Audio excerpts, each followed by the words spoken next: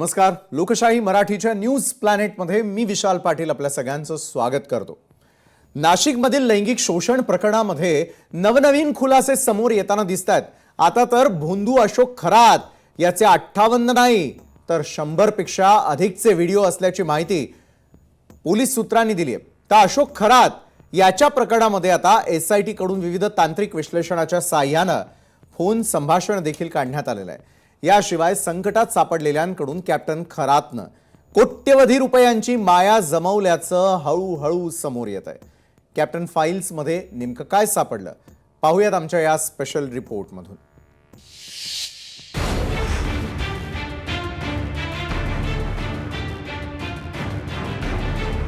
भोंदू बाबा खरातचे एक एक कारनामे समोर. खरातचे 58 नाही तर 100हून अधिक व्हिडिओ सापडले. अनेकांचं शोषण करत जमवली कोट्यवधींची माया.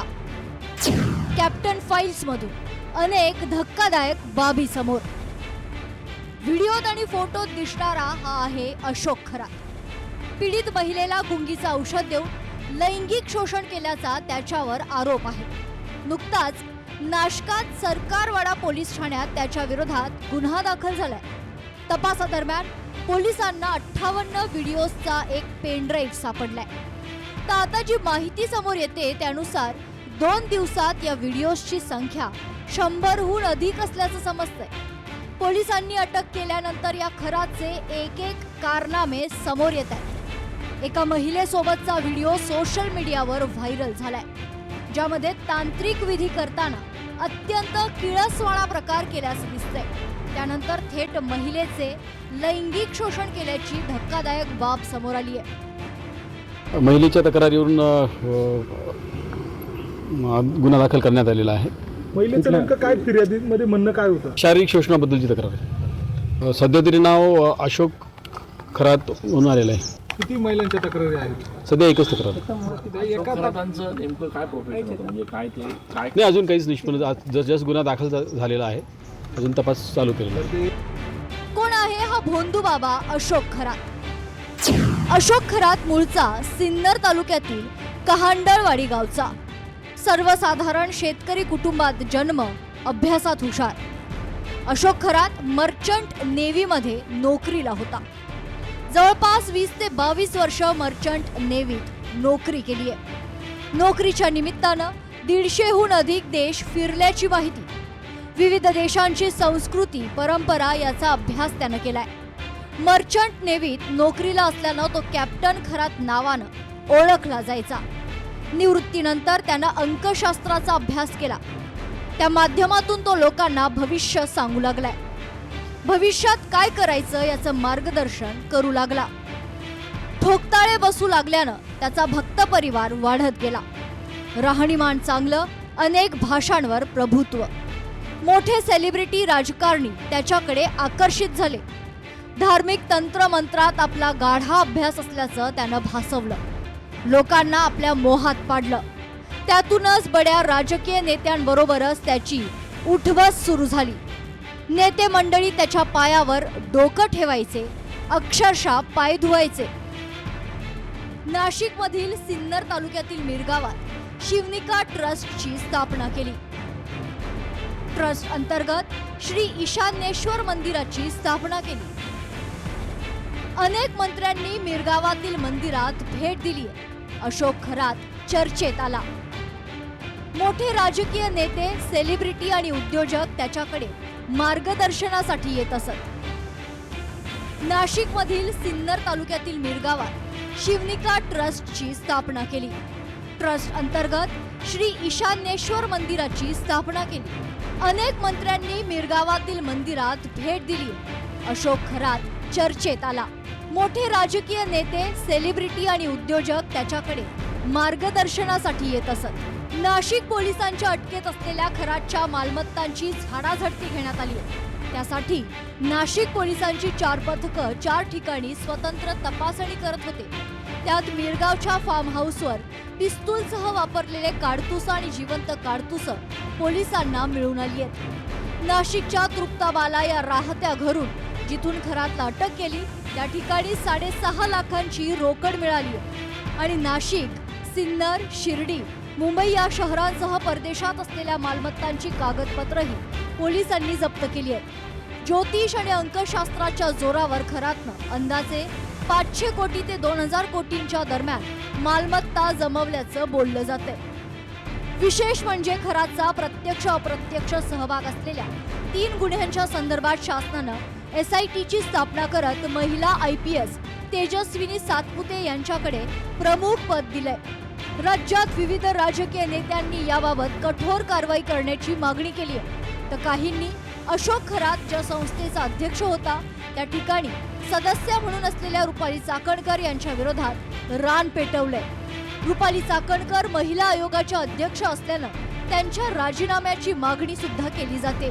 ठाकरेंच्या शिवसेनेच्या नेत्या सुषमा अंधारे यांनी तर थेट रुपाली चाकणकर या स्वतः तंत्रमंत्र विद्या करत असल्याचा खळबळजनक आरोप करत त्यांचे काही फोटो समोर आणले आणि अशा व्यक्तीनं महिला आयोगाच्या पदावरून तात्काळ पायउतार व्हावं अशी मागणी केली आहे. रुपाली चाकणकर फरार होण्याच्या आधी रुपाली चाकणकर या कारण त्या अनेक पद्धतीने त्यांचं पॉलिटिकल प्रेशर वापरू शकतात.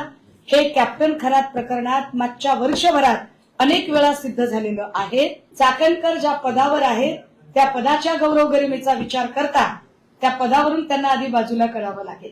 मुख्यमंत्र्यांनी पहिलं त्यांना बडतर्फ केलं पाहिजे. या भोंदू बाबाचे कनेक्शन्स अजून रोज उद्या तुम्हाला कळतील आणि त्यांच्यामुळं महाराष्ट्रातील जर माता भगिनी भयभीत होणार असतील तर त्यांना तातडीने त्या पदावरून मुक्त करणे, त्यांना या गुन्ह्यात घेणे, त्यांची चौकशी करणे, कारण का पदावर असेपर्यंत चौकशी होऊ शकत नाही. आयोगाच्या अध्यक्षांना सह आरोपी करावं. नाशिकच्या सिन्नर तालुक्यातील मिरगावात खरातनं स्वतःचं ईशानेश्वर मंदिर थाटलेलं होतं. या मंदिरात अनेक मोठे राजकीय नेते, उद्योजक, सेलिब्रिटी येत असत आणि याच ठिकाणी त्याच्या अघोरी आणि काळ्या विद्येचा बाजार सुरू होता असं बोललं जातंय. आतापर्यंत खरात सोबतच्या रुपाली चाकणकरांचे फोटो, व्हिडिओ व्हायरल होतच होते. मात्र आता देशाचे गृहमंत्री अमित शहा आणि माजी मंत्री दीपक केसरकर यांच्यासह ठाकरेंच्या शिवसेनेचे मिलिंद नार्वेकरांचे देखील फोटो व्हायरल झाल्याचं दिसतंय. माझं तर उलट मुख्यमंत्र्यांना म्हणणं हे आहे की ताबडतोब त्यांनी जर राजीनामा, नैतिक दृष्टिकोन राजीनामा जर त्यांनी दिला नाही तर तुम्ही मुख्यमंत्री या नात्याने त्यांचा राजीनामा लगेच घ्या. नाही राजीनामा देत असतील तर त्यांना बडतर्फ करा, अशी भूमिका मुख्यमंत्र्यांनी घ्यावी. ज्या ज्या लोक त्यांच्या सोबत या कामामध्ये जर राहिले असेल तर निश्चित त्यांचाही म्हणजे तपासणीमध्ये, चौकशीमध्ये समोर नाव आलं तर त्याच्यावर ही कारवाई तातडीनं आणि सक्तीनं केली गेली पाहिजे. राजकीय लोकांचा नाव त्यांच्याशी काही जोडलं गेलं आहे. नक्कीच आम्ही राष्ट्रवादी म्हणून योग्य कारवाई करणार आणि हे येणारा तुम्हाला 1-2 दिवसामध्ये दिसेल. या प्रकरणामध्ये महाराष्ट्र मंत्रिमंडळातले काही मंत्री आहेत, महत्त्वाचे नेते आहेत, ह्यांचा सुद्धा विचार केला पाहिजे. तुम्ही फक्त एक टार्गेट घेऊन जाऊ नका की महिला आयोगाच्या अध्यक्ष आहेत छत्रधारी. महिला आयोगाच्या अध्यक्षांनी, राज्य महिला आयोगाच्या अध्यक्षांना तर जावंच लागेल. जर त्यांना घालवण्यात मुख्यमंत्री कमी पडले, ते पडणार नाहीत मला खात्री आहे, तर ते राज्याचं दुर्दैव म्हणावं लागेल. खरातच्या इतक्या वर्षांपासून सुरू असलेल्या या शोषणाच्या आणि काळ्या कृत्यांचा पर्दाफाश नेमका कसा झाला आणि त्याचा घटनाक्रम नेमका काय होता तेही पाहूया. नाशकातील कॅनडा कॉर्नर परिसरातील ओक्स प्रॉपर्टीज कार्यालयात खरातनं अनेक महिलांवर अत्याचार केल्याचा संशय. खरातच्या मर्जीतील ऑफिस बॉय संशयित नीरज जाधव हा प्रकरणाचा मास्टर माइंड असल्याची माहिती. डिसेंबर 2025 मध्ये त्यानं खरातच्या नकळत कार्यालयातून महिलांवरील 58 बलात्कारांचं CCTV फुटेज काढून घेतलंय. दुष्कृत्य करूनही खरात समाजात साधू म्हणून वावरत असल्याचं पाहून नीरजच्या मनात पैशांची हाव निर्माण झाली. त्यानं खरातला ब्लॅकमेल करण्यास सुरुवात केली. नीरज आणि त्याच्या काही साथीदारांनी या वादग्रस्त क्लिप्सच्या बदल्यात खरातकडे 5 कोटी रुपयांची खंडणी मागितल्याची ही माहिती. खरातनं दाद न दिल्यानं नीरजनं पीडित महिलांची मदत घेण्याचा प्रयत्न केला. त्यानं शिर्डीतील एका 24 वर्षीय विवाहितेचे मॉर्फ केलेले फोटो आणि व्हिडिओ तिलाच व्हॉट्सअपवर पाठवून धमकावलं. या पीडितेनं खरातला धमकीबाबत कळवलं, पण खरातनं स्वतःला वाचवण्यासाठी तिला पोलिसात तक्रार करण्यास सांगितलं. खरातकडून पैसे मिळण्याची शक्यता धूसर झाल्यानं नीरजनं सिडकोतील 28 वर्षीय विवाहितेचा व्हिडिओ तिच्या मेहुण्याला पाठवला. मेहुण्यानं पीडितेला धीर देत फिर्यादीसाठी प्रोत्साहित केलं आणि त्यानंतर हे सगळं प्रकरण उघडकीस आलंय. खरातकडे नाशिकसह मिरगावच्या ईशानेश्वर मंदिरासह फार्म हाऊसवर नेहमीच राजकीय नेते, कलाकार, उद्योजक आणि सामाजिक क्षेत्रातील मंडळींचा राबता असायचा. त्यात अनेकांचे खरातनं लैंगिक शोषण केल्याचा संशय आहे. खरातच्या मालमत्तांची डोळे पांढरे करणारी आकडेवारीही समोर आली आहे. कॅप्टन खरात याचा पाय आता आणखी खोलात जाताना पाहायला मिळते. या खरातनं आतापर्यंत किती महिलांवर लैंगिक अत्याचार केले आहेत याची सखोल चौकशी केली जाते. याशिवाय खरात सोबत या दुष्कृत्यांमध्ये कोण कोण सहभागी होतं त्यांना देखील ताब्यात घेतलं जाणार आहे. सध्या जगभरात एप्स्टीन फाईल्स चर्चेत असताना आता देशात नाशिकमधील या कॅप्टन फाईल्स चर्चेत आलं असून या कॅप्टन फाईल्स मधून आणखी काय नवीन खुलासे होतात हे पाहणं महत्त्वाचं ठरेल. महेश महाले, लोकशाही मराठी, नाशिक. कॅप्टन फाईल्स मध्ये नेमकं काय आहे हे आपण जाणून घेण्याचा प्रयत्न केला, मात्र अजितदादांच्या सहयोग निवासस्थानाबाहेर अघोरी कृत्य घडलेलं होतं. आमदार अमोल मिटकरींनी थेट या संदर्भात मुख्यमंत्री फडणवीसांना पत्र लिहिलेलं आहे. भोंदू खरातच्या अनुयायांचा सहभाग असण्याचा संशय त्यांनी व्यक्त केलेला आहे. या प्रकरणाची सखोल चौकशी करावी अशी मिटकरींनी या पत्राद्वारे मागणी देखील केलेली आहे. त्यानंतर मात्र खरात प्रकरणी अमोल मिटकरींनी एक ट्विट देखील केलेलं आहे. त्या ट्विटमध्ये नेमकं काय म्हटलेलं आहे ते देखील आपण पाहूयात. काही महत्त्वाच्या घडामोडींपैकी एक म्हणजे 18, 19, 20 नोव्हेंबरला म्हणजेच 2025ला अनुक्रमे शिवरात्री, अमावस्या याच काळात सहयोग सोसायटी परिसरामध्ये अघोरी पूजेचा प्रकार समोर आल्याचं मिटकरींनी आपल्या या सोशल मीडियावरील पोस्टमध्ये म्हटलेलं आहे. त्यानंतर आश्रमात अघोरी पूजा अशोक खरात करायचा, खरातच्या आश्रमातील पुजाऱ्यांचे CDR काढा अशी मागणी देखील आता मिटकरींनी केलेली आहे. 16 नोव्हेंबर ते 31 जानेवारी दरम्यानचे CDR काढा, त्यातून अनेक गोष्टी स्पष्ट होऊ शकतात. CDR काढल्यास दादांचा घात कसा झाला हे देखील स्पष्ट होईल असं मिटकरींचं म्हणणं आहे. तर ही अघोरी पूजा कुणाची, पाणी इथे पण मुरताना दिसतंय असा संशय मिटकरींनी आपल्या या सोशल मीडियाच्या माध्यमातून व्यक्त केलेला आहे.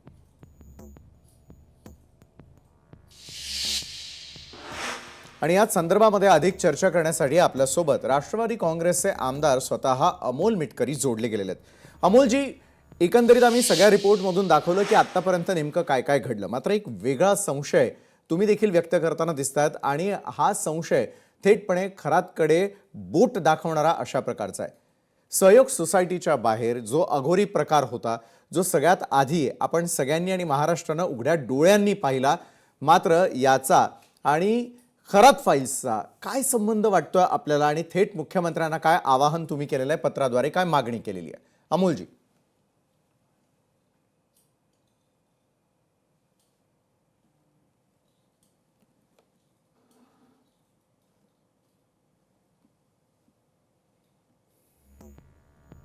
एकंदरीतच हे प्रकरण काय आहे ते आपण आपल्या टेलिव्हिजन स्क्रीनवरती यावेळेला पाहतोय. त्याचबरोबर राष्ट्रवादी काँग्रेसचे आमदार अमोलजी मिटकरी यांनी कशा प्रकारे या सगळ्या गोष्टी हायलाईट करण्याचा प्रयत्न केलेला होता आणि दादांचा घातपात आणि या सगळ्या गोष्टींचा नेमका काय संबंध आहे हे शोधून काढावं, या संदर्भातली चौकशी करावी, या संदर्भातली मागणी आता राष्ट्रवादी काँग्रेसचे आमदार अमोल मिटकरी यांनी देखील केलेली आहे. आणि या संदर्भात अधिक चर्चा करण्यासाठी आपल्यासोबत राष्ट्रवादी काँग्रेसचे आमदार अमोल मिटकरी स्वतः जोडले गेले आहेत. अमोलजी, माझा आवाज येतोय आपल्यापर्यंत? हा, येतोय. अमोलजी, महाराष्ट्र हे पुरोगामी राष्ट्र म्हणून आपण सातत्यानं पाहत असतो, मात्र अशा प्रकारचे अघोरी प्रकार होत असतील, कुणाच्या जीवावर बेतत असेल आणि अशा प्रकारच्या कारवाया जर राजकारणी करत असतील तर मात्र ही खूप मोठी शोकांतिका आहे असं आपल्याला वाटतं का अमोलजी? महाराष्ट्र हे पुरोगामी राज्य होतं आहे हा शब्द मी थोडा दुरुस्त करतो. का? जोपर्यंत छत्रपती शिवाजी महाराज, शिवशाहू फुले आंबेडकर, गाडगे महाराज, तुकाराम महाराज, तुकडोजी महाराजांचं नाव आपण घेतो. आणि अलीकडे तुम्ही बघा, विधान भवन परिसरातली एक घटना सांगतो की विधान भवन मध्ये काही दिवसांपूर्वी विधान भवनावर बॉम्ब पडेल अशी एक बातमी आली होती या सगळ्या धमकीचा इराणी मेल आलेला हल्ल्याच्या होता. संदर्भामध्ये आला होता, मेल आला होता आणि त्या दिवशी पासेस बंद होत्या. पण विधान भवन परिसरामध्ये 3 लोक अशी होती की जी शबनम मध्ये या अंधश्रद्धेचा प्रचार, विखारी प्रचार प्रसार करणारी आणि बॉम्ब स्फोटातील मूळ आरोपी असलेली 3 लोक ही मला अनेक मंत्र्यांच्या दालनात जेवताना दिसली. त्यांचे फोटो पण आम्ही काढले. आणि मला सांगा की बॉम्बनी उडवून देण्याची धमकी येते आणि जे बॉम्ब स्फोटातले आरोपी आहेत ते विधान भवनामध्ये फिरताना दिसतात. आम्ही म्हणायचं कोणाला? आम्ही पत्रकारांना सांगायचं तर पत्रकारांनी बातमी लावायला पाहिजे. आम्ही जर मंत्र्यांना सांगायचं तर ते त्यांनी गांभीर्याने घेतलं पाहिजे. म्हणजे हा जो तुम्ही म्हणताय पुरोगामी महाराष्ट्र आहे, मी आहे या शब्दावर म्हणणार नाही, हा होता.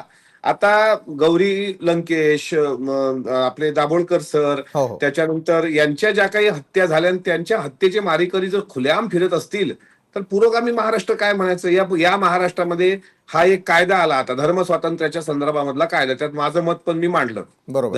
जबरदस्तीचं धर्मांतरण जर होत असेल तर त्याविरुद्ध जर कायदा आला तर त्याचं स्वागत आहे. पण त्या धर्मांतर कायद्याच्या आडून जर इतर धर्माला टार्गेट केल्या जात असेल आणि त्याकरता शिवाजी महाराज, संभाजी महाराजांच्या नावाचा वापर होत असेल तर मला असं वाटतं संभाजी महाराजांना स्वतःच्या धर्माचा अभिमान होता, पण त्यांनी परधर्माचा द्वेष कुठे केलेला नाहीये, लक्षात घ्या. तशा पद्धतीनं शिवशाहू फुले आंबेडकरांचा महाराष्ट्र आपण जो म्हणतो त्या महाराष्ट्रामध्ये ऐसे कैसे झाले भोंदू कर्म करुणी म्हणती साधू, अंगा लावून या राख डोळे झाकून करती पाप दावी, वैराग्याची कळा भोगी विषयाचा सोहळा, तुका म्हणे ऐसे संत जिथे जिथे गाढावे मातीत. म्हणजे जी लोक वैराग्याचा वेश पांघरून स्वतः स्त्री लंपटपणा करत असतील अशी लोक जिवंत मातीमध्ये गाडली पाहिजे हे सांगणाऱ्या तुकोबाच्या राज्यात किंवा नवसा याचे पुत्र होती तेथे का करणे लागे पती, नवसानं लेकरं होत झाली असती तर नवरा करण्याची काय आवश्यकता होती, असा रोकडा प्रश्न विचारणाऱ्या जगद्गुरु तुकोबांच्या महाराष्ट्रामध्ये या कॅप्टन अशोक खरात सारखा एक लिंग पिसाट व्यक्ती जन्माला येतो. तो हुशार आहे असंच तुम्ही सांगितलं आता. तो गरीब कुटुंबातला होता, तो विद्वत्तेच्या जोरावर कॅप्टन झाला, मग तो कर्नल झाला आणि कर्नल झाल्यानंतर तो ज्यावेळेस त्यांनी त्याचं रिटायरमेंट आटोपली त्यानंतर हा बुवा बाजाचा एक व्यवहार सुरू केला. दोष त्याचा नाहीच आहे, दोषी तो आहेच, पण त्याच्या आमिषाला बळी पडणारे जे बडे बडे पॉलिटिशियन्स आहेत, कारण हे अंकशास्त्र नावाचा जो प्रकार आहे ना विशाल सर, हा प्रकार म्हणजे अगदी एखाद्याला म्हणजे असा मोहित करणारा आहे, मोहित. बरोबर आहे. म्हणजे लंडनमध्ये गेल्यानंतर जशी गुलाबी हवा ही प्रत्येकाला हवी हवीसी वाटते, तसा अंकशास्त्राचा आपला काही भाग्यांक आहे का? म्हणजे हे काय करतात पॉलिटिशियन, लोकांना त्यांची जन्मतारीख विचारतात. बरोबर आहे. आता समजा माझी जन्मतारीख आहे 25 जून. स्क्रीन रोटेट कराल आणि बोलणं कंटिन्यू ठेवू शकता. मला आवाज येतोय आपला, बोला. 25 जून समजा ही माझी जन्मतारीख असेल तर मला एखादा बुवा महाराज सांगतो जर मी गेलो तर की तुमच्या 25 आकड्यामध्ये 5 आणि 2 जर एकत्र केले तर ती बेरीज 7 होते. म्हणजे तुमचा भाग्यांक जो आहे तो 7 आहे असं ते सांगतात. आणि याच्यावरून मग ते म्हणतात की आता तुम्ही आमदार पदावर आहात, पण तुमच्या कुंडलीमध्ये मग तो योग आहे. कुठला योग? तर तुम्ही राज्यमंत्री होण्याचा, तुम्ही कॅबिनेट मंत्री होण्याचा. आणि मग त्या लालसे पोटी मी त्या महाराजांचा भक्त बनतो. आणि पूर्वी कसे अनेक लोक यायचे आपल्याकडे, यायची लोकांना सांगायची की तुम्ही फार साधे आहात, तुमच्या हातामध्ये धनरेषा आहे पण तुमच्या हातात धन टिकून राहत नाही आणि तुम्ही भोळे आहात असं म्हटल्यानंतर आपण त्याच्यावर विश्वास ठेवायचो आणि आपण सगळं सांगायचं त्याला. तशा प्रकारे हे जितके मोठे पॉलिटिशियन दिसतात ना, यांना स्वतःच्या कर्तृत्वावर विश्वास नसल्यामुळे ते अशा प्रकारे अघोरी बाबांच्या नादाला लागतात. मला अभिमान आहे की मी अजितदादांसारख्या नेत्यासोबत काम केलं, ज्या नेत्यांनी कधी खळ्याच्या अंगठ्या हातात बोटात घातल्या नाहीत, ज्या नेत्यांनी कधी गंडे दोरे तावीज हे हातात घातलं नाही, ज्या नेत्यांनी कधी अमावस्या पौर्णिमा हे थोतांड केलं नाही, अशा अजितदादांसोबत मी 10 वर्ष काम केल्याचा मला अभिमान वाटतो. बरोबर. पण या अशोक खरात नावाच्या बाबाचे जर लफडे बघितले ते 58 त्याच्यात काही व्हिडिओज वगैरे आले, अजून 100 व्हिडिओ. आणि मला आश्चर्य या गोष्टीचं वाटतं की आम्ही फुलेशाहू आंबेडकरांचा विचार सांगणारी माणसं ज्यावेळेस त्यांची पाय धुतो, ज्यावेळेस त्या महाराजांच्या अवतीभोवती फिरतो, त्यावेळेस आम्हाला वाईट वाटतं हे सगळ्या गोष्टीचं. आता आपण मूळ विषयावर येऊया, आजच्या आपल्या चर्चेच्या विषयावर. मला या बाबाच्या त्या प्रकरणामध्ये एकतर मला ते बोलायचं नव्हतंच, पण या बाबाचा एक VSR व्हेंचर पांढऱ्या रंगाच्या विमानाचा एक फोटो सापडला, ज्याच्या समोर हा बाबा उभा आहे आणि उजव्या हाताला पायलट आणि डाव्या हाताला क्रू पायलट उभे दिसतात. बरं. आता हे VSR व्हेंचरचं पांढरं विमान आहे, जे पिंकी मालीच्या वडिलांनी स्टेटमेंट दिल्यानंतर सांगितलं की माझी मुलगी पिंकीने जितक्या वेळ दादांसोबत विमान प्रवास केला अलीकडच्या काळात त्यामध्ये ते फक्त ब्लॅक कलरच्याच VSRने गेले होते. आणि अजितदादा पहिल्यांदाच 28 जानेवारीला टेक ऑफ घेताना कलिना गेट नंबर 8 वरून पांढऱ्या रंगाच्या VSR मध्ये बसले होते. झालं, हे झाली 28 जानेवारीची घटना. आता आपण थोडस याची पूर्वपीठिका बघूया. तर याच्यामध्ये सोमवती अमावस्येला जी वशीकरण पूजा या बाबांच्या आश्रमात घातली जायची, त्याच्यामध्ये ते शिवलिका त्याच्या ट्रस्टचं नाव आहे आणि तिथे शंकराची पिंड आहे चांदीची, आणि चांदीच्या पिंडीवर तो अभिषेक करतो, दुग्धाभिषेक. ते फोटो पण तुम्ही बघितले अनेक मंत्र्यांनी अभिषेक करतानाचे. तिथे सोमवती अमावस्येला एक वशीकरण पूजा केली गेली 2 सप्टेंबरला, आणि ती वशीकरण पूजा करताना अनेक लोकांनी आपली करंगळी कापून अभिषेक केल्याची काही चर्चा माझ्या कानावर आली. आता ती लोक कोण होती, कोण करंगळी कापली, ही झाली 2 सप्टेंबरची घटना. 2 सप्टेंबरच्या घटनेनंतर पुढच्या महिन्यामध्ये म्हणजे सप्टेंबर नंतर ऑक्टोबर, ऑक्टोबर नंतर नोव्हेंबर आणि सप्टेंबरच्या मधात सुद्धा या बाबांच्या आश्रमात एक बैठक झाली, आणि ती झाली 16, 17, 18 नोव्हेंबरच्या संदर्भामध्ये. म्हणजे त्या दिवशी मी जे ट्विट केलंय त्याच्यामध्ये एक दिवस येतो शिवरात्रीचा. महाशिवरात्री हा भाग वेगळा, म्हणजे आषाढी एकादशी वेगळी आणि पंधरवाडी एकादशी जशी वेगळी, तशी महाशिवरात्री वेगळी आणि प्रत्येक महिन्याला येणारी एक शिवरात्री वेगळी. बरोबर. शिवरात्रीनंतर अमावस्या येते, दर्श अमावस्या, आणि 16, 17, 18 नोव्हेंबरला दर्श अमावस्या आणि शिवरात्री, आणि शिवरात्रीला शिवाची पूजा केली जाते. आणि म्हणून त्या आश्रमात पूजा बांधून नंतर ते पूजा साहित्य जे आहे ते पूजा साहित्य हे सहयोग सोसायटीच्या समोर जो भिगवण रस्ता जातो पुणे बारामती भिगवण रोडवर, त्या ठिकाणी मध्यरात्रीमध्ये ते गाडीमधून फेकल्या गेलं, म्हणजे टाकल्या गेलं. दुसऱ्या दिवशी ज्यावेळेस सफाई कामगार तिथे महिला आल्या, त्यांच्या लक्षात आलं की हा जादू टोण्याचा काहीतरी प्रकार आहे. त्या घाबरल्या आणि त्यांनी बाकीचा रस्ता स्वच्छ केला, पण तिथे ते थांबून राहिल्या. मग काही लोकांच्या ते लक्षात आलं, ती पूजा बांधल्या गेली होती. ती अजितदादांच्याही लक्षात नंतर ते कळलं, तर दादा सांगत होते का आता विज्ञानाचं युग आहे, आपण चंद्रावर जग चाललंय, तुम्ही काय खुल्यासारखे बोलतात, हे असं काही नसतं, हे मूर्खपणा आहे. त्याच्यानंतर देवगिरीच्या समोर सुद्धा एक लिंबू भारून असं काहीतरी करण्याचा प्रयत्न, कुंकू लिंबू टाकून करण्याचा प्रयत्न झाल्याचं माझ्या कानावर आहे, पण त्याचे फुटेज माझ्याकडे नाही किंवा फोटो माझ्याकडे नाही. आता हे 16, 17, 18 नोव्हेंबरला ही पूजा होणं सहयोग सोसायटीच्या बाहेर भिगवण रोडला.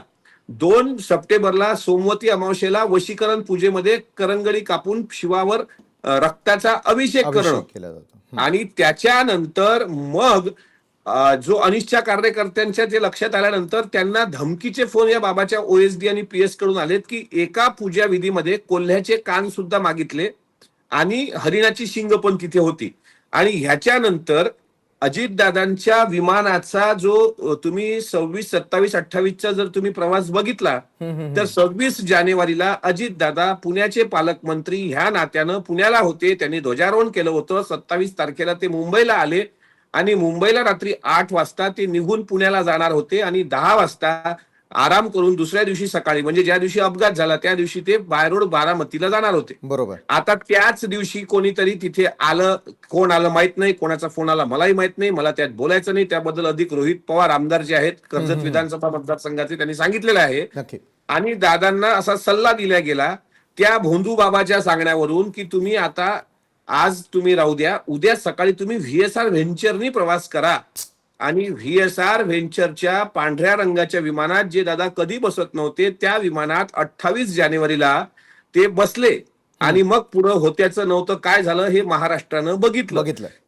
त्याच्यामुळे ह्या सगळ्या संदर्भामध्ये मला शंका आल्यामुळे मी आज मुख्यमंत्र्यांना पत्र लिहिलंय की संशयास्पद अघोरी प्रकार व संभाव्य घातपाताच्या पार्श्वभूमीवर आम्हाला अशी शंका येते की जे अजितदादा पुरोगामी होते, जे अजितदादा कर्मकांड मानत नव्हते, मात्र काही राजकीय नेते ज्यांना अजितदादा नको असं वाटत असेल, किंवा काय होतं की नरबळी देताना किंवा एखाद्या हुंडा आपल्या नवरात्रामध्ये पण बरेच आपण प्रकरण ऐकतो. म्हणजे मी शक्ती कायद्यावर होतो त्यावेळेस सुद्धा वर्धा जिल्ह्यातल्या काही घटना ऐकल्या होत्या की तुम्हाला गुप्तधन भेटेल या लालसेपोटी एखाद्या मुलीचा बळी द्यावा आणि त्यातून अघोरी कृत्य जसं झालं.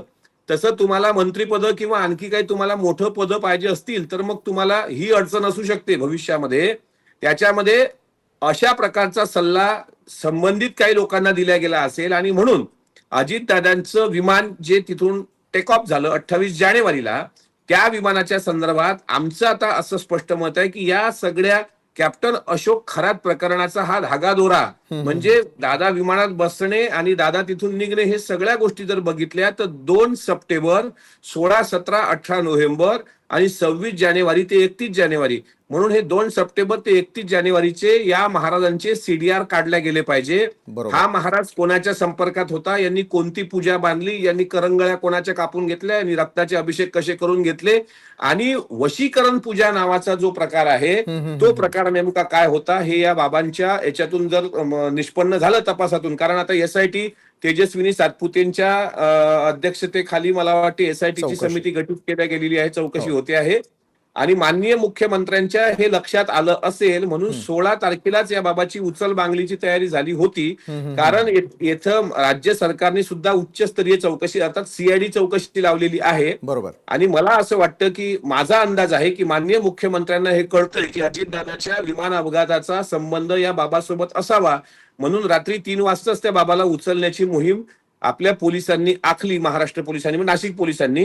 आणि तो बाबा आता अटक आहे. मी तुम्हाला स्पष्टपणे सांगतो की 18 नोव्हेंबर 2025च्या अजितदादांच्या सहयोग बंगल्यासमोरचा हा अघोरी विधी, 2 सप्टेंबरची वशीकरण पूजा आणि 28 जानेवारीचं दादाचं पांढऱ्या रंगाचं VSRचं विमान जे काही दिवसांपूर्वी या बाबाच्या विमान, कदाचित ते एक असेल अलग असेल पण याचा जो फोटो आहे तर हे VSR कनेक्शन हे अशोक खरातकडे जातंय.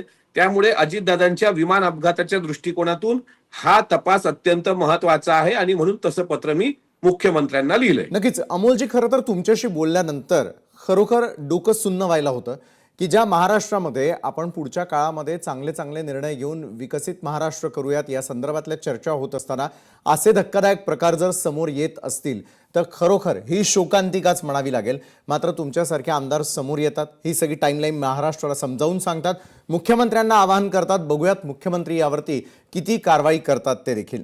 धन्यवाद अमोल मिटकरीजी, तुम्ही आमच्यासोबत जोडला गेलात आणि इतकं सविस्तर या संपूर्ण प्रकरणाची टाइमलाईन समजावून सांगण्याचा प्रयत्न केला. मला वाटतं तपासामध्ये निश्चितच या दुव्यांचा, या तारखांचा आणि वेळांचा विचार व्हावा एवढीच अपेक्षा. धन्यवाद अमोलजी, तुम्ही आमच्यासोबत जोडला गेलात त्यासाठी. आणि त्यानंतर आता राष्ट्रवादी काँग्रेसच्याच नेत्या रुपाली ठोंबरे पाटील देखील आपल्यासोबत जोडले गेलेले आहेत. एकाच घटनेच्या 2 बाजू आपल्याला समजून घ्यायच्यात म्हणून आज रुपाली ठोंबरे पाटील यांना देखील आमंत्रित केलेलं आहे. रुपालीताई, नेमकं काय घडलं असावं त्या संदर्भातली शंका आणि त्यानंतर मुख्यमंत्र्यांना लिहिलेलं पत्र. अमोल मिटकरींनी हे सगळं सांगितलं. पुढे जाऊन एक वकील म्हणून मला तुम्हाला विचारायचंय, एक राजकारणी म्हणून मला तुम्हाला विचारायचंय की राज्याच्या राजकारणामध्ये नेमकं सुरू आहे तरी काय? महत्वाकांक्षा असावी मात्र एखाद्याच्या जीवावरती बेतणारी नसावी. बरं, दुसरीकडे ज्या सभागृहामध्ये अंधश्रद्धा निर्मूलनाच्या कायद्यासंदर्भातल्या चर्चा झडतात आणि महाराष्ट्रामध्ये हा कायदा लागू केला जातो, त्याच राज्याचे नेते मंडळी आणि मोठ्या पदावर असलेले लोक जर असं दुष्कृत्य करत असतील, काही व्हिडिओज समोर येताना दिसताय आणि खतपाणी घालणारे जर एखाद्या हुद्द्यावर असतील तर अशांबरोबर काय करायला हवं? रुपाली ठोंबरे पाटील, एक लक्षात घ्या, माननीय अजितदादांचं अपघाती झालेली घटना ही अजूनही आम्ही त्याचा तपास व्हावा, कशामुळे झालं, का झालं, त्याचे व्हिडिओ फुटेज का नाही आले, ही चर्चा चालू असताना, याच्यासाठी न्याय मागत असताना, याच्यासाठी CID CBI स्थापन करत असताना अचानकपणे नाशिक मधला एक भोंदू बाबा समोर येतो ज्याने महिलांचा बलात्कार केलेला असतो आणि याच्यावर आमची. बरं रुपालीताई, मी आपल्याला पुन्हा एकदा बोलण्याची संधी देतोच आहे, मात्र यावेळेला काही अपडेट्स आमच्या समोर येतात. जसे वेगवेगळ्या नेत्यांचे फोटो आतापर्यंत आलेले आहेत. चंद्रकांत पाटील यांचा देखील फोटो आता खरात बरोबर असल्याचं समोर आलेलं आहे. आज दिवसभर चर्चा रंगल्या की खरात याचे पॉलिटिकल कनेक्शन्स नेमके काय आहेत. मात्र अनेक जण जे सत्ताधारी आहेत, विरोधक आहेत किंवा सत्तेमध्ये राजकारण करतायत, त्या सगळ्यांचेच फोटो खरात बरोबर का, हा खरं तर कळीचा मुद्दा आहे जो आपण आपल्या टेलिव्हिजन स्क्रीनवर पाहतोय. रुपालीताई, थेट आपल्याकडे पुन्हा एकदा येतो, आपला मुद्दा तुम्ही पूर्ण करू शकता. आता तर चंद्रकांत दादा पाटील यांचा देखील फोटो खरात बरोबर असल्याचं पाहायला मिळतं. आपल्या राजकारण्यांना झालंय काय? या भोंदूबाबाच्या सोबत राज्य महिला आयोगाच्या अध्यक्षा त्यांच्या कृत्यामध्ये सहभागी होत्या हे आम्ही पहिल्यापासून पत्र एव्हिडन्स देऊन सगळ्यांना, तुम्हाला, पोलिसांना आणि मुख्यमंत्र्यांना, उपमुख्यमंत्र्यांना सांगतोय. आता तुम्ही चंद्रकांत दादाचा फोटो दाखवला. चंद्रकांत दादाचा नाही, अख्ख्या लोकप्रतिनिधी तिथे असणार आहेत. त्यांना नेणाऱ्याच या चाकणकर बाई आहेत हे लक्षात घ्या. या भोंदूबाबाने चाकणकर बाई सोबत राहून तिला मी पूजा अर्चा करून पद देतो, मोहिनी वशीकरण करून देतो आणि त्याच्या माध्यमातून सरकारमधले हे जे काही लोकप्रतिनिधी मंत्री आहेत यांच्याकडनं पैसा, टेंडर, व्यवहार करून देण्यासाठी हे रॅकेट केलेलं आहे. आणि दुर्दैव एवढं आहे की त्यांनी ज्या महिलांचा बलात्कार केला, जो अन्याय केला, त्याच्यामध्ये अशा अध्यक्ष सामील आहेत ज्यांच्याकडे राज्याच्या महिलांची सुरक्षतेची, विश्वासाची, न्यायाची हमी होती. हे भयंकर आहे. मी पहिल्याच वेळी पोस्ट केली होती, अभी बात निकली है तो दूर तक जाएगी. अजून बघा याच्यामध्ये कोण कोण होते. म्हणजे हे जे काही लोकप्रतिनिधी आमदार दिसत आहेत हे मी 100% सांगते, यांची ओळख, यांचा संपर्क चाकणकर बाईनेच करून दिलेला असणार आहे. तिथे त्यांच्याशी 2017 का 16 पासूनचे अत्यंत घरातले असलेले, आता गुरु शिष्य आहे का अजून कुठले व्हिडिओतले त्यांचे संबंध आहेत हे कालांतराने तपासामधनं बाहेर येईल. परंतु हे महाराष्ट्राचं दुर्दैव आहे की पदावर बसलेल्या व्यक्ती, जादूटोणा विरोधीचा कायदा हा लोकांना आपण समजून सांगायचं सोडून त्याच्यामध्ये गुंतवणारे पदावरची व्यक्ती असेल तर ही शोकांतिका आहे. म्हणूनच बरोबर आम्ही आहे. सांगितलं. पण मग रुपालीताई, अगदी थोडक्यात, एका बाजूला महिलांच्या सुरक्षिततेचा प्रश्न ऐरणीवरती आला. 100 पेक्षा जास्त जर अश्लील व्हिडिओ असतील, महिलांना अशा प्रकारे प्रताडित केलं गेलेलं असेल आणि महिला आयोगाच्या अध्यक्षा जर थेटपणे खरात सोबत पूजा अर्चा करताना किंवा थेट पांडुरंगाशी जर त्याची तुलना करत असतील तर मात्र काय समजावं? आपल्या महाराष्ट्रातल्या माता भगिनी महिला सुरक्षित आहेत? नक्कीच सुरक्षित नाही. म्हणून तर त्यांना पाय उतार व्हावं आम्ही मागणी केली, त्यांचा राजीनामा घ्यावा आणि त्यांना या भोंदूबाबा अशोक खरातच्या गुन्ह्यात असं आरोपी करणं गरजेचे. त्यांनी बढावा दिलाय.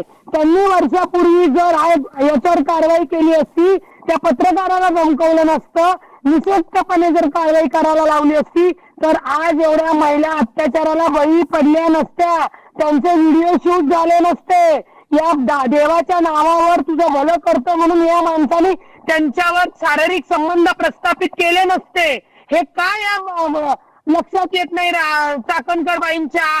त्यांनी फार मोठा गुन्हा केलेला आहे आणि तेही तो गुन्हा त्यांनी त्या पदावर बसून केलेला आहे. आणि आता थेट कनेक्शन यांचं जर अजितदादांच्या उतार्याशी, घराबाहेर पडणाऱ्या उतार्याशी होत असेल तर निश्चित ही सगळे धागे दोरे तपासण्याची गरज आहे. अमोल मिटकरी यांनी जे काही सांगितलेलं आहे हे वास्तव्याच्या आणि समोर आलेले ज्या काही घटना आहेत त्याची जोड त्या जुळवत आहे. ही जोड पोलिसांनी जुळवली पाहिजे, तो तपास सरकारने केला पाहिजे, तर आणि तरच असे गुन्हेगार व्यक्ती या राजकारणात आपण त्यांना धारा देऊ शकणार नाही आणि हाकलून लावू शकू आणि महाराष्ट्र यांच्यापासून वाचवू शकू. नक्कीच. धन्यवाद रुपालीताई, तुम्ही आमच्या सोबत जोडला गेलात आणि आता तर मुख्यमंत्र्यांनी थेटपणे कारवाईचे आदेशही दिलेले आहेत. पाहूयात पुढच्या काळामध्ये हे संपूर्ण प्रकरण नेमकं काय वळण घेतं ते. धन्यवाद, तुम्ही आमच्यासोबत जोडला गेलात. त्यानंतर संपूर्ण देशभरामध्ये आणि जगभरामध्ये सध्या चर्चा सुरू आहे की मिडल ईस्टमध्ये सुरू असलेलं युद्ध आणि त्यानंतर तुमच्या घरापर्यंत येणारा गॅस यावरती नेमका काय परिणाम होणार आहे, या संदर्भामध्ये भारतानं काही आतापर्यंत उपाययोजना केलेल्या आहेत का? तुमच्या आमच्या घरचं सिलेंडर असेल किंवा पाईपलाईनने येणारा गॅस असेल तो पुरवठा खंडित होणार का? खरं तर सध्या सुरू असलेल्या युद्धजन्य परिस्थितीमध्ये आणि थेटपणे पार्स या ठिकाणी झालेल्या या सगळ्या हल्ल्यांनंतर मात्र संपूर्ण जगभरामध्ये चिंता सतावू लागलेली आहे आणि ती म्हणजे तुमच्या आमच्या घरापर्यंत येणारा गॅस आणि त्यावरती नेमका काय परिणाम होणार या संदर्भातली. मात्र आता याच संदर्भात अधिक चर्चा करण्यासाठी निवृत्त लष्करी अधिकारी सतीश ढगे आणि आंतरराष्ट्रीय विषयांच्या अभ्यासक शांभवी थिटे आपल्यासोबत जोडल्या गेलेल्या आहेत. सतीशजी, सगळ्यात आधी मी या चर्चेला सुरुवात तुमच्यापासूनच करू इच्छितोय, कारण सध्या सुरू असलेल्या परिस्थितीमध्ये ज्या वेळेला प्लांटवरती थेटपणे हल्ला केला जातो, त्या ठिकाणाहून LPG आणि LNG यावरती होणारा जो परिणाम आहे तो आपल्याला सगळ्यांना जाणवू लागतो, त्यावेळेला याचे संपूर्ण जगभरामध्ये नेमके काय पडसाद उमटताना दिसतील. आणि सतीशजी, महत्त्वाचं म्हणजे इराण आणि कतारच्या सीमेवरील दक्षिण पार्स जगातील सर्वात मोठं नैसर्गिक वायू क्षेत्र आहे आणि तेच या युद्धामध्ये थेट टार्गेट केलं गेलेलं आहे. नक्कीच विशालजी, मूळतः आपण ज्याला म्हणू इकॉनॉमिक इन्फ्रास्ट्रक्चर, आर्थिकदृष्ट्या अत्यंत महत्वाचा कणा असणाऱ्या अशा प्रकारच्या ऑइल फॅसिलिटीजला, अशा प्रकारच्या तेलाच्या साठ्यांना, त्याचबरोबर रिफायनरीजला आणि एक प्रकारे आपण ज्याला म्हणू डिजिटल इन्फ्रास्ट्रक्चर याला टार्गेट करण्याचा प्रयत्न त्या ठिकाणी होतोय. आणि जसं तुम्ही राईटली पॉइंट आउट केलं की इराण मधलं साऊथ पार्स गॅस फील्ड त्या ठिकाणी असो किंवा कतरचं नॉर्थ डोम त्या ठिकाणी असो, रास लफान इथे ज्या LNGचा जो मोठा प्लांट आहे त्याला उद्ध्वस्त करण्याचा प्लॅन त्या ठिकाणी असो, दुर्दैवानं याच्या माध्यमातून जसं आपल्याला माहिती आहे की कतरमध्ये 17% LNGचं प्रोडक्शन जे आहे एक प्रकारे हॉल्ट या मुळे जे आहे ते प्रोडक्शन कुठेतरी थांबलेलं आहे. आणि त्याचा परिणाम ऑलरेडी आपण संपूर्ण जगावर त्या ठिकाणी पाहतोय की $118 प्रति बॅरल पर्यंत ब्रेंट क्रूड ऑइलच्या प्राइस त्या ठिकाणी गेलेल्या आहेत. नैसर्गिक वायूच्या किमती सुद्धा ज्या आहेत 30 ते 40% युरोपमध्ये त्या ठिकाणी वाढलेल्या आहेत. आणि ही तर फक्त सुरुवात आहे. म्हणजे जसा जसा हा संघर्ष त्या ठिकाणी वाढत जाईल तर लिटरली $150 ते $200 प्रति बॅरल पर्यंत सुद्धा जर खरोखरच स्ट्रेट ऑफ होर्मुझ चोक त्या ठिकाणी झालं आणि दुसऱ्या बाजूला एकमेकांवर जे आहे अशा प्रकारचे हल्ले मुख्यतः ऑइल इन्फ्रास्ट्रक्चरवर होत राहिले तर तेलाच्या किमती वाढतील. LPGचा साठा दुर्दैवाला आपल्याकडे फक्त 10 ते 14 दिवसांचा आहे, त्याच्यावरही रिस्ट्रिक्शन्स त्या ठिकाणी येतील. पुढचा नंबर जो आहे LNGचा असणार आहे, म्हणजे आपले फर्टिलायझर्स, युरिया प्रोडक्शन, त्यावरही त्याचा इम्पॅक्ट त्या ठिकाणी होणार आहे. आणि सर्वात महत्वाचा मुद्दा, आज या क्षणाला जरी युद्ध संपलं तरी उद्यापासून सगळं अलबेल होईल असं बिलकुल नाही. कमीत कमी 1 ते 3 महिन्यांचा कालावधी याच्यासाठी लागणार आहे हे सगळं पुन्हा जुळून येण्यासाठी. म्हणजे तुम्हाला आम्हाला 3 ते 6 महिन्यानंतर, इव्हन आज जरी युद्ध संपलं तरी 3 ते 6 महिन्यानंतर जे आहे नेमकं या युद्धामुळे काय झालं त्याचे परिणाम आपल्याला भोगावे लागणार आहेत. बरोबर आहे. मी आपल्याकडे येतो सतीशजी पुन्हा एकदा, मात्र शांभवीजी देखील आपल्यासोबत आहेत. शांभवीजी, इस्रायलच्या हल्ल्यामुळे भारताच्या ऊर्जा सुरक्षेला किती मोठा धोका निर्माण झालाय?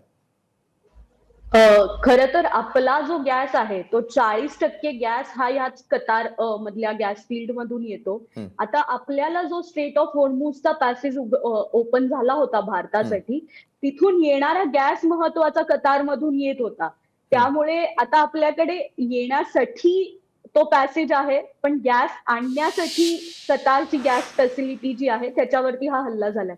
आणि हा हल्ल्याची जी क्षमता आहे ही एवढी मोठी आहे, म्हणजे हा हल्ला जो आहे हा एवढ्या मोठ्या प्रमाणात झालाय की ह्या हल्ल्यामुळे जी कतारची जी ही गॅस प्रोडक्शन कंपनी आहे त्याचा जवळपास 15% त्याची उत्पादन क्षमता कायमची निकामी झाली आहे असं म्हटलं जात आहे. त्यामुळे ह्याचा जो फटका आहे हा भारतासोबतच सगळ्या जगाला बसणार आहे. आणि सगळ्यात महत्वाचं म्हणजे भारताची नॉर्वे सोबत सध्या एक 15 वर्षाची अग्रीमेंट आहे. आपण कॅनडामधून गॅस आपल्याकडे कसा आणता येईल ह्यासाठी प्रयत्न करत आहोत. पण अर्थातच हे सगळे देश जॉग्राफिकली भारतापासून फार लांब आहेत, त्यामुळे कठीण आहे ह्या गोष्टी साध्य करणं किंवा जो वेळ लागेल भारतात इथून गॅस पोचायला ती एक थोडी टाइम टेकिंग प्रोसिजर असेल. पण ह्यामुळे अर्थातच गॅसच्या किमती आपल्याला वाढलेल्या दिसतातच आहेत भारतामध्ये, त्या अजून वाढण्याची शक्यता आहे.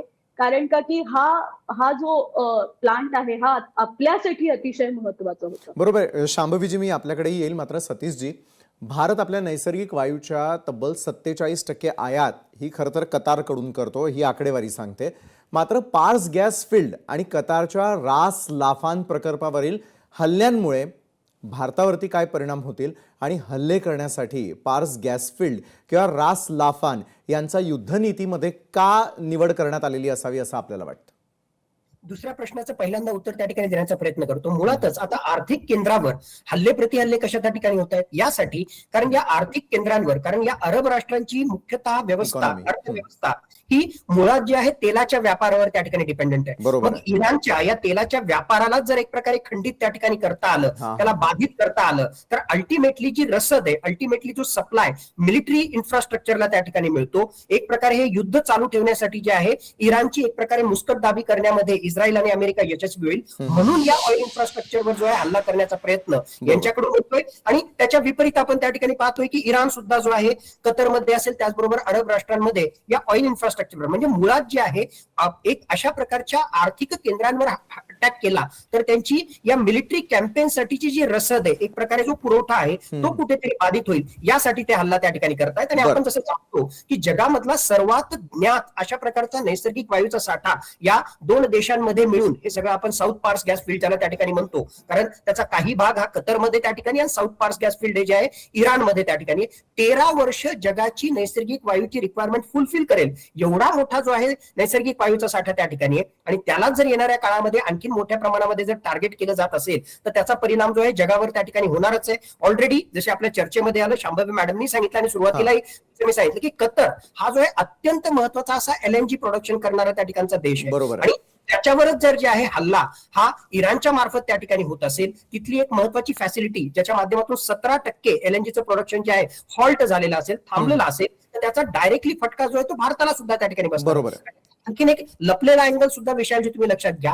आता व्यवस्थेच्या पॉईंट ऑफ व्ह्यू झालं, हेच कतर होतं, हेच ओमान होतं, ज्यांना अत्यंत महत्वाची मध्यस्थाची भूमिका अमेरिका आणि इराण यांच्या चर्चेमध्ये त्या ठिकाणी बजावली होती. आणि या कतरलाच जर इराण शत्रू राष्ट्र म्हणून त्या ठिकाणी कन्सिडर करत असेल तर आता $1 मिलियन क्वेश्चन, मध्यस्थाची भूमिका यामध्ये बजावणार कोण, निगोशिएशन टेबलवर या दोघांनाही कोण त्या ठिकाणी आणणार. आणि मग मी वेळोवेळी त्या ठिकाणी म्हणत असतो, खऱ्या अर्थानं नरेंद्र मोदी आणि भारताची यावेळी जे आहे लिडरशिपची टेस्ट आहे आणि त्यांनी ऍक्टिव्हली भूमिका घेऊन यामध्ये जे आहे कशा प्रकारे हा संघर्ष सोडवता येईल यासाठी प्रयत्न करणं आवश्यक आहे. स्पष्टच बोलतो, या पश्चिम आशियाशी आपलं त्या ठिकाणी काही देणं घेणं नाही. सगळ्यात जास्त फटका जर कोणाला बसत असेल या युद्धामुळे तर तो भारतात आहे. म्हणून आपलं हित लक्षात घेऊन आपल्याला ऍक्टिव्ह भूमिका घेणं अत्यंत आवश्यक झालेलं आहे. बरोबर आहे. भारताची भूमिका महत्वाची आणि त्यावरती देखील पुढच्या काळातले निर्णय आणि पडसाद आपल्याला पाहायला मिळतील.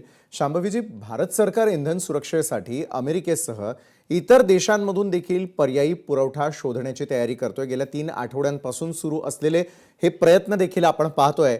इतर कोणत्या देशांचे पर्याय यावेळेला भारतासमोर आहेत? सगळ्यात महत्वाचा पर्याय जसं मी म्हणाले की नॉर्वेचा हा पर्याय आपल्या समोर उपलब्ध आहे. आणि नॉर्वे सोबत आपण अशी प्री डील साईन सुद्धा केली आहे. त्यामुळे नॉर्वे आता आपल्याला ह्या सगळ्या प्रकरणात एक महत्वाची मदत करू शकतो. याच्यानंतर कॅनडा सारखा देश आहे जो आपल्याला मदत करू शकतो. आणि हे 2 देश अतिशय महत्वाचे ठरणार आहेत. त्यातल्या त्यात नॉर्वे हा आपल्यासाठी गॅस इम्पोर्ट करण्यासाठी जॉग्राफिकली सुद्धा आणि इतर दृष्टीने सुद्धा म्हणजे पॉलिटिकली सुद्धा एक मित्र राष्ट्र म्हणून आपण त्याच्याकडे बघू शकतो. त्यामुळे हा ऑप्शन आपल्यासाठी सगळ्यात महत्वाचा आहे. आणि मी एक छोटस ऍड करू इच्छिते ढगे सरांना तुम्ही जो प्रश्न विचारला होता त्याच्यात, की कतारचं जो जी मिलिटरी आहे, मिलिटरी सिक्युरिटी जी कतारला प्रोव्हाइड केली जाते ती अमेरिकेकडून प्रोव्हाइड केली जाते. आणि वेस्ट एशियामधल्या बऱ्याच राष्ट्रांना ही जी सुरक्षा आहे ती अमेरिकेकडून प्रोव्हाइड केली जाते. आणि त्यामुळे कतारमधल्या एवढ्या महत्वाच्या गॅस फॅसिलिटीवरती हल्ला होतोय तो हा इराणकडून जगाला एक मेसेज दिला जातोय, वेस्ट एशियाला एक मेसेज दिला जातोय की अमेरिकन मिलिटरी जी आहे ती आता तुम्हाला सुरक्षित ठेवण्यात कुठेतरी मागे पडत आहे आणि कुठेतरी निकामी ठरत आहे. शांभवीजी, जसं तुम्ही आता मगाशी उल्लेख केला आणि ॲड ऑन केलं यामध्ये, पुढचा प्रश्न मला सतीशजी आपल्याला विचारायचा आहे. सतीशजी, दक्षिण पार्स हा इराणच्या एकूण गॅस उत्पादनापैकी तब्बल 70% वाटा उचलताना दिसतो. भारताला दीर्घकाळ परिणाम भोगावे लागतील का? तुमचं घर असेल, आपलं घर असेल, जे प्रेक्षक यावेळेला आपल्याला पाहत आहे त्यांच्या घराचा जो गॅसचा पुरवठा आहे तो खंडित होईल का? कारण अनेक ठिकाणी पाईपलाईननं तो गॅस मिळतोय, काही ठिकाणी तर थेटपणे तो वेगवेगळ्या पद्धतीनं गॅस पोहोचवण्याचं काम केलं जातं, सिलेंडर त्या ठिकाणी दिलं जातं. मात्र दीर्घकाळ परिणाम किती काळ हे भोगावे लागू शकतात? नक्कीच. साऊथ पार्स गॅस फील्डवर जो हल्ला केला त्यातल्या काहीच भागावर फक्त इस्रायलनं हल्ला केलेला आहे. आणि त्याच्यानंतर मग अमेरिकेने अशी भूमिका घेतली होती की इस्रायलनं जे आहे ही चूक केली आणि भविष्यामध्ये जोपर्यंत इराण अशा प्रकारची आक्रमकता जर त्यांनी दाखवली तरच मग मात्र आम्ही साऊथ पार्स गॅस फील्डला जे आहे पूर्णतः उद्ध्वस्त करू, त्याचबरोबर खार्ग आयलँडवर सुद्धा हल्ला करू. तर आज सुद्धा जे आहे साऊथ पार्स गॅस फील्ड मधले जे आहेत ऍक्टिव्हिटीज होत आहेत. पण हा फक्त साऊथ पार्स गॅस फील्डवरच्या हल्ल्याचा त्या ठिकाणचा प्रश्न नाही. मुळातच पश्चिम आशियामध्ये संघर्षाची परिस्थिती आणि 3 आठवड्यांपेक्षा सुद्धा जास्त जो कालावधी झालेला आहे, त्याच्यामुळे स्ट्रेट ऑफ हॉर्मुझ मधून अडकलेल्या त्या ठिकाणच्या जहाजा असो, त्याचबरोबर काही महत्वाच्या देशांमध्ये, म्हणजे आपण जशी कतरची त्या ठिकाणी चर्चा केली, सौदी अरामको जो क्रूड ऑइलशी संबंधित रिफायनरी करणारा सौदी अरेबियाचा सगळ्यात मोठा ऑइल रिफायनरी आहे, त्यावर सुद्धा वेळोवेळी त्या ठिकाणी हल्ले होत आहेत, कुवेतवर त्या ठिकाणी हल्ले होत आहेत. आणि याचा एकत्रित परिणाम जर आपण पाहिला तर जगामध्ये जे आहे ऑलरेडी तेलाचं उत्पादन हे कमी होत आहे. आणि जसं मी सांगितलं की या क्षणाला जरी आपण त्या ठिकाणी थांबलो तरी सुद्धा तिथे अडकलेल्या जहाजा आणि हा सगळा तेलाचा पुरवठा सुरळीत होण्यासाठी याला जो आहे काही महिन्यांचा कालावधी त्या ठिकाणी लागेल. आणि आपलं भारताचं दुर्दैव आहे की जागतिक स्तरावर $1 जर क्रूड ऑइलच्या किमती त्या ठिकाणी वाढल्या तर एका वर्षामध्ये जे आहे भारताला तब्बल $2 बिलियन एवढं इम्पोर्ट बिल, एवढा आयाती जास्त खर्च करावा लागतो. तर येणाऱ्या महिन्यामध्ये LNGच्या किमती वाढणार, CNGच्या किमती त्या ठिकाणी वाढणार आणि एकूणच कॅस्केडिंग इफेक्टच्या पॉईंट ऑफ व्ह्यू जे आहे आपल्या महागाईमध्ये सुद्धा जर काही महिन्यानंतर भर पडली तर त्याचा अल्टिमेटली त्याचं जर लाईन आपण कुठे जर ती ओढली तर ती अल्टिमेटली या संघर्षाशी येऊन त्या ठिकाणी पोहोचेल असं आपल्याला त्या ठिकाणी म्हणावं लागणार आहे. नक्कीच. धन्यवाद सतीश सर, धन्यवाद शांभवीजी, तुम्ही आमच्यासोबत जोडला गेलात आणि आखाती देशांमध्ये सुरू असलेल्या युद्धाचे, मिडल ईस्टमध्ये सुरू असलेल्या युद्धाचे आणि एकमेकांना टार्गेट करण्याचे काय परिणाम भारतीयांना, तुम्हाला, आम्हाला सहन करावे लागतील या संदर्भात सविस्तर विश्लेषण आणि चर्चा केली, त्यासाठी धन्यवाद. न्यूज प्लॅनेटमध्ये आता वेळ झालेली आहे इथेच थांबण्याची. ताज्या घडामोडींसाठी पाहायला विसरू नका लोकशाही मराठी.